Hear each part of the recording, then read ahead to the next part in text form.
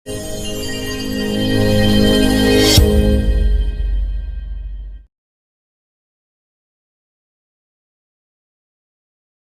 welcome, sir. Very, very good evening and welcome, sir. మనవాడు వచ్చాడో మెరుపల్లే వచ్చాడో పార్థసారథి గారిని రెండు మాటలు మాట్లాడవలసిందిగా రిక్వెస్ట్ చేస్తాను. అందరికి నమస్కారం. సినిమాలకు సంబంధించినటువంటి పెద్దలందరి ముందు మాట్లాడడం నేను మొదటిసారి. ఏదో డాక్టర్గా రాజకీయాల్లో నరేంద్ర మోదీ గారి శిష్యుడిగా భారతీయ జనతా పార్టీ నుంచి ఆదోని నియోజకవర్గం కర్నూలు జిల్లా నుంచి గెలిచాను. కానీ ఈరోజు నాకు నిజంగా చాలా హ్యాపీగా ఉంది. మా కూటమికి సంబంధించిన విజయాన్ని, ప్రజల విజయాన్ని ఇంత అద్భుతంగా సినిమా ఇండస్ట్రీలో అందరూ కూర్చొని లేదా వ్యాపారస్తులు ఇంతమంది కూర్చొని ఎంతోమంది హైదరాబాద్లో జరుపుకోవడం చాలా ఆశ్చర్యంగా అనిపిస్తుంది, ఆనందంగా అనిపిస్తూ ఉంది. ఎక్కడ ఆంధ్రప్రదేశ్, నేను నిన్ననే అసెంబ్లీ నుంచి వచ్చినాను. అసెంబ్లీలో మీరు టీవీల్లో చూసి ఉంటారు.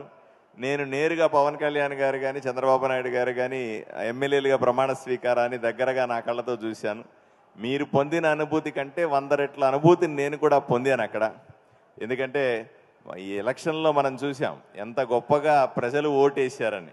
ఎప్పుడో ఎన్టీ రామారావు గారు రాజకీయాల్లో అద్భుత విజయాన్ని చూడడం మనం ఎప్పుడో విన్నాం. అప్పుడు అంత మనకు రాజకీయాల గురించి తెలియదు, అంత అనుభవం లేదు కాబట్టి. కానీ ఈరోజు రాజకీయం చూస్తే ప్రజలందరూ కూడా అప్పటికంటే గొప్ప విజయాన్ని ఈరోజు ఇచ్చినారు. మన కళ్ళ ముందు ఒక పెద్ద మార్పును కోరి ఇచ్చినారు. ఈరోజు పవన్ కళ్యాణ్ గారు చాలా పెద్ద బాధ్యత తీసుకున్నారు. ఆషామాషి వ్యవహారం కాదు.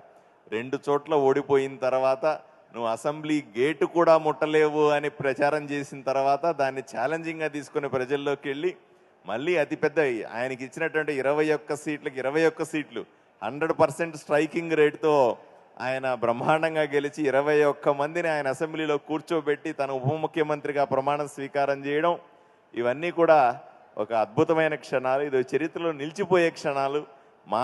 నేను కూడా మొదటిసారి ఎమ్మెల్యేని. మాలాంటి వాళ్ళకందరికీ ఎంతో స్ఫూర్తినిచ్చే పోరాటంగా నేను ఎప్పుడూ చూస్తాను. ఈ అవకాశాన్ని కల్పించిన విశ్వప్రసాద్ గారికి ప్రత్యేకంగా ధన్యవాదాలు తెలుపుకుంటా ఉన్నాను. నమస్కారం. Thank you so much, sir. Song launch. Thank you very much, sir. So ప్రత్యేకమైనటువంటి